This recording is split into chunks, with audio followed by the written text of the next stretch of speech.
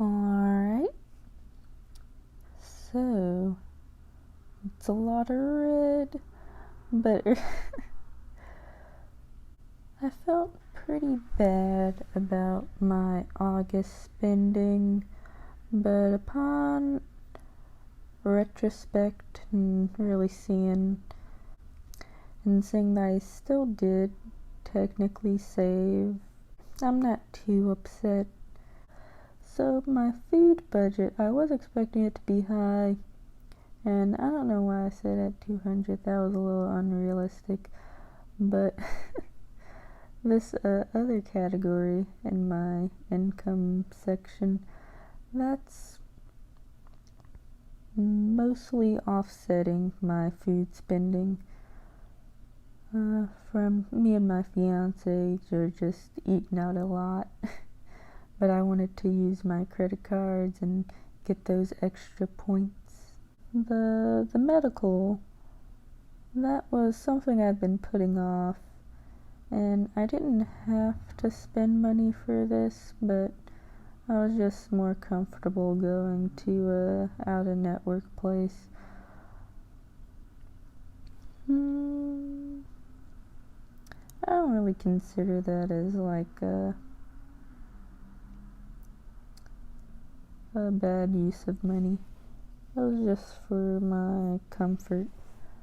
And the car, that was a today thing where that really went well over.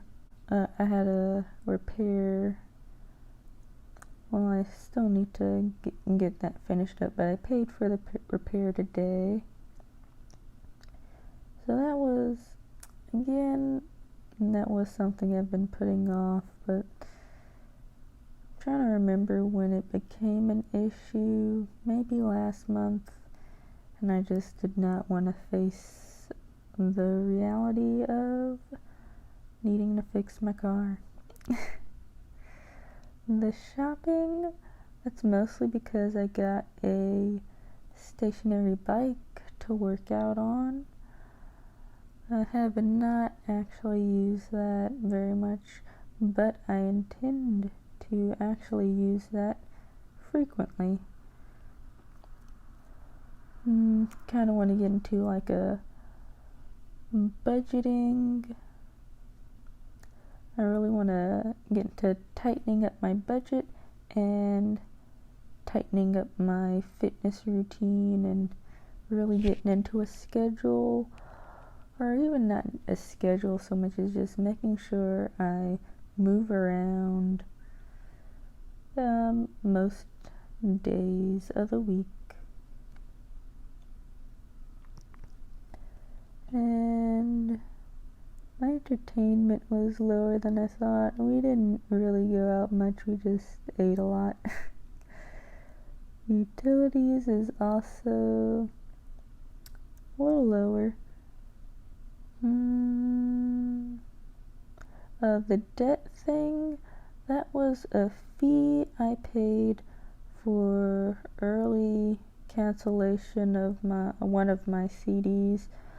The largest CD I had was with a random bank, and I canceled that one first because, well, I ended up shifting that money into my retirement, my Roth IRA account, or into my savings.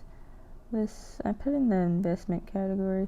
That money actually went to I-bonds because I'm using I-bonds specifically for my house savings.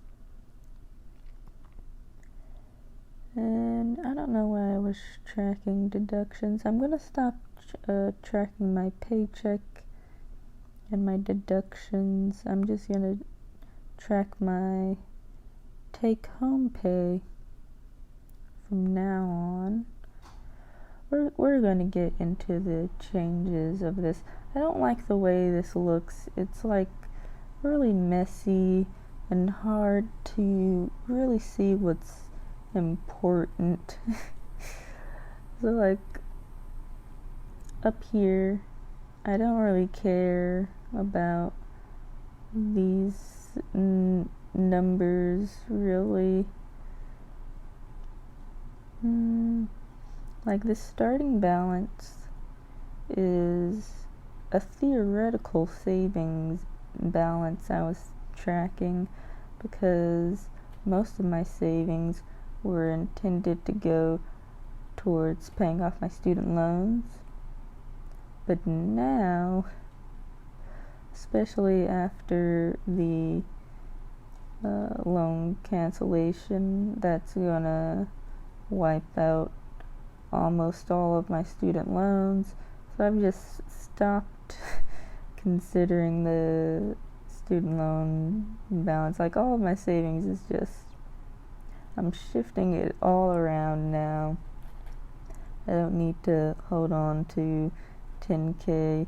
I'm just gonna pay the minimum on that now. The save this month number, I don't really care about that. I don't care about change in total savings. So, I forgot to mention why my income is different. I did take up door dashing a tiny bit, so that's why I have a little more for my paycheck category. I do not know if I'm really gonna get into that. I do not know if I'm gonna keep up with that, just like a little bit. It's just gonna be an on occasion sort of thing. It's been good for me to drive around a little bit more. So I just drive to work and home, and I think it would be better for me as a new driver to not be so complacent and like, yeah, I know what I'm doing, because I'm not a good driver. But for me to explore my city a little bit and make myself a little uncomfortable, so I'm more conscientious, I believe that's the right word, about my driving, and hopefully just improve as a driver while getting a little money on the side. I like to just listen to podcasts while I do the deliveries and pickups, And my interest, this is actually inaccurate. I don't have all of my interest amounts in here yet, but it doesn't really matter. And like I mentioned, the other category was offset by my fiance sending some money over for all the food spending. There's also a little bit for my, never mind. Alright, so we're done with this. I want to open up my September budget, and we'll see what my new zero-sum budgeting template. It's the same template, but I made a few changes to really highlight what I care about and make the numbers less sporadic. Okay, so this is my new budget for September. That retirement is looking wild. That's gotta get aggressive. Yeah, I'm trying to get aggressive on that. And so it's just my Roth IRA is at $3,000 for the contributions for this year. So I got 4 more months to put $3,000 in there, so that's just a fourth of $3,000 added to my retirement contributions. And I'm not sure what my interest is going to look like. The cash back, I will definitely be getting that cash back. I just have a very small amount of spend. I'm gonna fill my tank up again, and then I'll get that 200. So I really like seeing the numbers go from highest to lowest. That's much more easy on the eyes, and you can see what my priority spending items are. This month is 100% going to be a low spend month very easily. I just will not have the opportunity to be spending. So the numbers I have here might be too high. We'll see. I try to be realistic with my bills, and I might fill my tank up one more time before the end of September. Okay, so up here is the big changes I made to the spreadsheet. So I'm tracking my savings balance now, like my actual savings. So this is including my I-bonds, my high yield savings account, and my CDs. I'm trying to get rid of most of those CDs. And so last month I did end up saving 14% of my income, and for September I want to save at least 50% of my income. And that's what I care about seeing. I want to see my save rate.